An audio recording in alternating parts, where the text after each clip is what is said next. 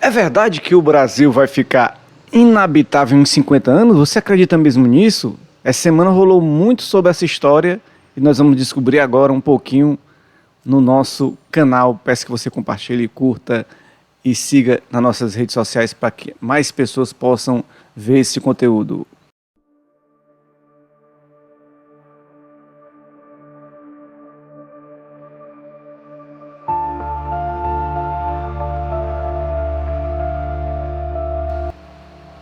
Bora lá, pessoal. Desvendando aí mais uma história que circulou nas redes sociais essa semana e que todo mundo ficou repercutindo. Daqui 50 anos o Brasil vai estar inabitável e o Nordeste principalmente. Será mesmo? Eu fui atrás de saber informações sobre isso e dei de cara com pessoas que são capacitadas para falar sobre o assunto. E vamos lá.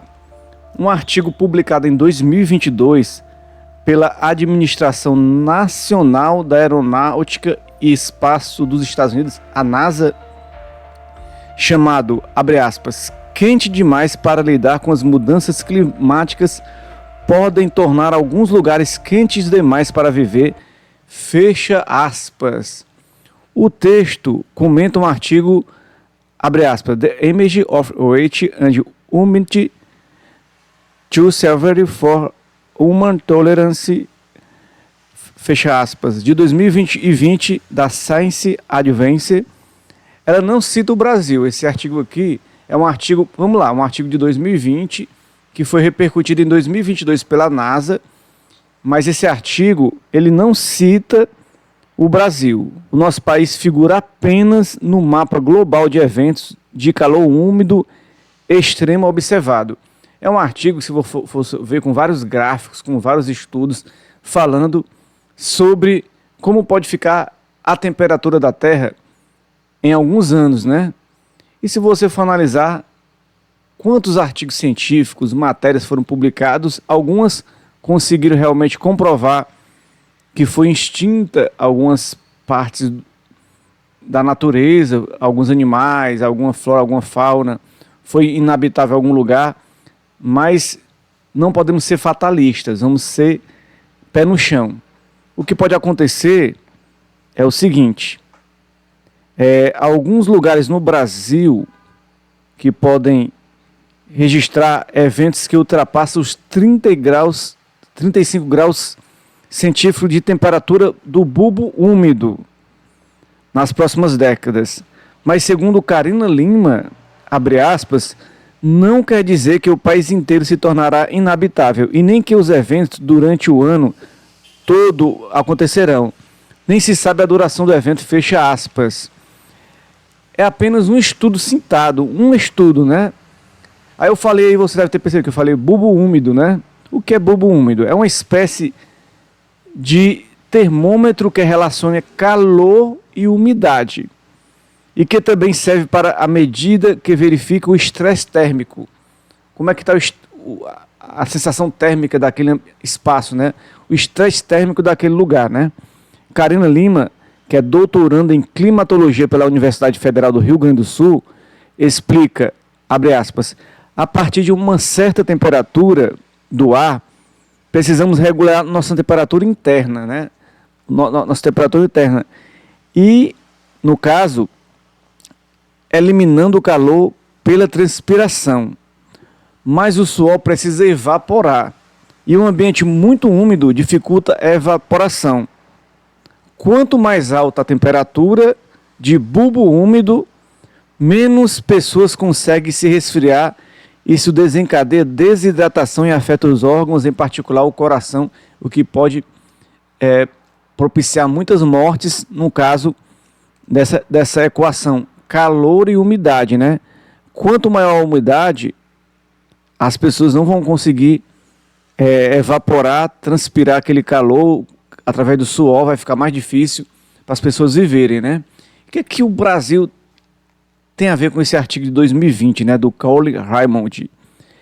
Ele fala do limite fisiológico das pessoas à exposição a temperaturas de bulbo úmido de 35 graus centígrados em diante, né?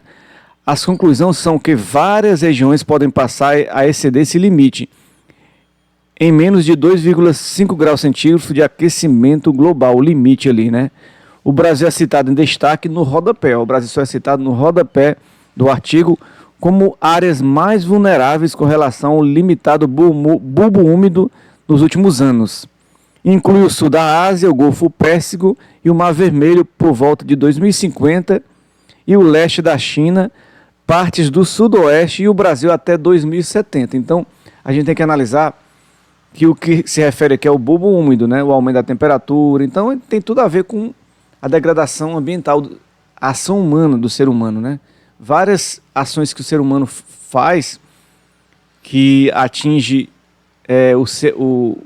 a camada atmosférica do nosso planeta, que destrói, né, a camada atmosférica, que vai provocando essa sensação de aumento do calor e da umidade, né? E como é medido o bulbo úmido, né? Ele é diferente do termômetro comum, que mede apenas a temperatura do ar. Ele relaciona calor e umidade e é uma medida para verificar o estresse térmico, né? Então, quanto mais umidade e mais calor no ambiente, mais difícil vai o ser humano conseguir ter o suor e transpirar para poder ele conseguir manter a temperatura correta. Então, não é que vai ter áreas inabitadas no Brasil, porque esse bulbo úmido não é permanente, não é o dia todo, toda hora, todo momento. Em alguns momentos, de algumas épocas do ano, daqui a alguns anos, se o ser humano não cuidar do seu planeta. Então, o alerta primeiro é cuidar do planeta, cuidar do ser humano, do mundo, fazer com que esse planeta possa ser um planeta mais habitável, que a gente possa viver nele em harmonia. Respeitando a coleta do lixo, respeitando a camada de ozônio, respeitando toda a atmosfera.